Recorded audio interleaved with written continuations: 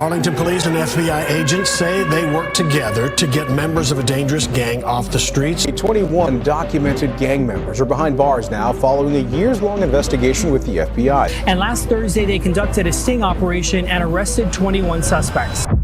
Texas has just witnessed one of the largest and most decisive gang crackdowns in recent memory. In a joint federal operation known as Operation Kikto, agents from the FBI, Arlington Police Department, and partner agencies dismantled one of the region's most violent street organizations, a group accused of transforming entire communities into active war zones. More than 21 gang members tied to the Kikto group, also known as the 600 Gang, were arrested on federal RICO and Vicar charges following a 3-year rampage of murders, shootings, drug trafficking, and intimidation that terrorized Arlington's east side. Officials described the takedown as a full-scale assault on a criminal organization that operated with the brutality and structure of a paramilitary unit. For years, residents lived in fear as violence escalated, neighborhoods destabilized, and federal authorities struggled to keep up with an enterprise that treated the city like contested territory. Leaders addressed the broader crisis with blunt honesty. "Our country is being poisoned from within," one official stated. "The drug cartels and the violent networks they empower are waging war on America,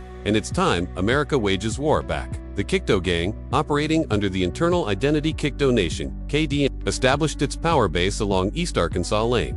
From there, it built a violent criminal empire rooted in extortion, narcotics sales, weapons trafficking, and sustained public intimidation. Their dominance didn't stop at the streets, it spilled into the digital world. According to investigators, gang members used Instagram, YouTube, and music videos to glorify shootings, display firearms, recruit impressionable teens, threaten rivals, and broadcast their dominance. What appeared to be entertainment was, in reality, propaganda, a recruitment machine feeding fuel into an already volatile network. Behind every flashy video or ominous social media post was a real-world criminal structure trafficking fentanyl, marijuana, and illegal firearms, expanding into schools, apartment complexes, and public areas, locations that eventually became targets in ongoing retaliation cycles. The FBI's Fort Worth Safe Streets Task Force, working in partnership with Arlington Police and the 8, began analyzing Kikto's command structure in early 2022. The investigation gained urgency after a string of violent crimes, including a 2024 armed robbery and assault,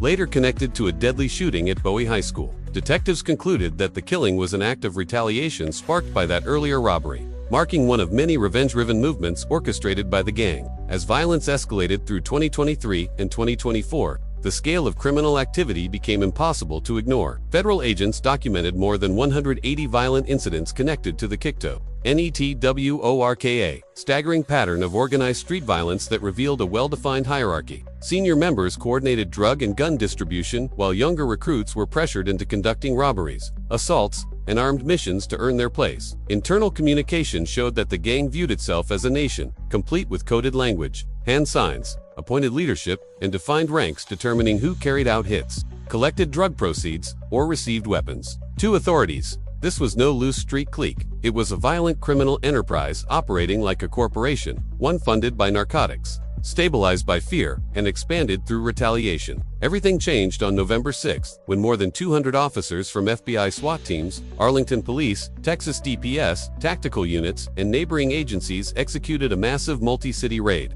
Before dawn, coordinated strikes hit locations across Arlington, Dallas, Fort Worth, Mansfield, Grand Prairie, and Forney. The objective was clear and uncompromising: capture every high-ranking member before sunrise. Agents stormed homes, breaching doors as flashbangs rattled entire blocks. Armored vehicles lined suburban streets while suspects were pulled from residences in handcuffs. Neighbors woke to what looked like a battlefield unfolding outside their windows, but for investigators, this was the final step in a 2-year strategy designed to eliminate Kikto's leadership, root and branch. This wasn't random street violence, an FBI agent emphasized. This was a fully functioning criminal enterprise operating under racketeering law. By mid-morning, 21 suspects, including leaders, organizers, and enforcers, were in custody. The once feared network that ruled Arlington's east side had collapsed. Operation Kikto was the culmination of 2 years of covert intelligence gathering, which began after Arlington Police linked a series of drive-by shootings, assaults, and robberies in early 2022 to the same crew operating around East Arkansas Lane.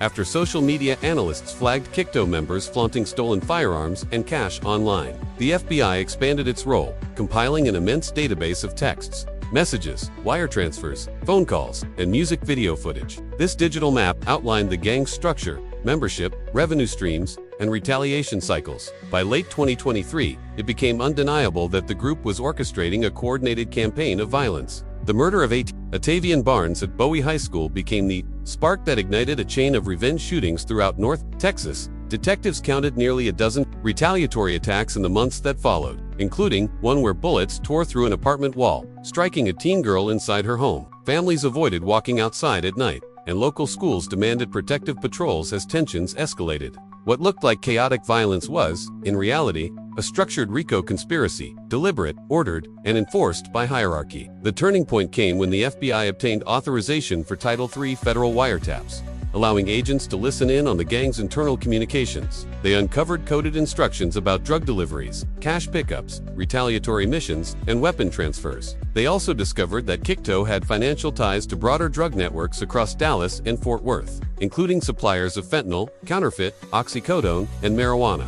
The gang used Cash App, Zelle, and prepaid debit cards to launder proceeds and obscure the flow of money. Piece by piece, investigators connected more than 180 crimes, robberies, assaults, carjackings, burglaries, shootings, and drug deals, all tied to the same command structure. With the evidence in place, the raids were launched. On November 6, 2025, at exactly 4:30 a.m., multiple SWAT teams launched a coordinated sweep across Arlington, Prairie, Mansfield, Forney, and Dallas. The operation unfolded with military-grade precision armored vehicles rolling into place, breaching tools smashing through reinforced doors, and tactical drones capturing every angle from above. By sunrise, 21 suspects, all between ages 18 and 23, were in federal custody. Of those arrested, 17 were charged under the Racketeer Influenced and Corrupt Organizations Act, RICO, while 4 others faced violent crimes in aid of racketeering. The indictments include murder, attempted murder, armed robbery, narcotics trafficking, aggravated assault, and weapons violations, crimes that carry the possibility of decades or even life in federal prison. During the raids, agents seized 16 firearms, including modified pistols, rifles, and high-capacity magazines, alongside 5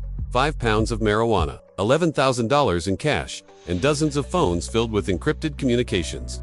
Several guns were confirmed stolen from earlier robberies, and ballistic testing connected them to multiple prior shootings across Arlington and Fort Worth. Every weapon, every bullet casing, and every decoded message became another puzzle piece, proving that Kikto was a fully structured criminal enterprise, not a loose or disorganized street crew. Assistant Special Agent Jeremy Wright of the FBI summarized the investigation bluntly. They used violence as business, intimidation as currency. They treated neighborhoods like their kingdom and blood as their tax. That ends today. Wright emphasized that federal investigators and Arlington PD worked side by side from start to finish, sharing surveillance, coordinating evidence, and executing simultaneous takedowns with 0 casualties. The only people blindsided were the gang members themselves. According to the federal indictments, the Kikto gang operated like a corporation of crime. The hierarchy was pyramid-shaped. Senior members known as shot callers issued orders that younger recruits carried out, ranging from drug deliveries to armed assaults. Under RICO, prosecutors detailed how the gang enforced rules internally,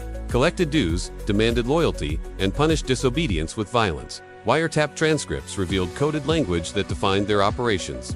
6 and 600 signaled loyalty. Runs meant drug deliveries. Blessings meant leadership approval for violent acts. Agents said the gang's use of encrypted messaging and its heavy presence in music videos made infiltration exceptionally difficult, making Kikto one of the most challenging street organizations to penetrate in recent Texas history.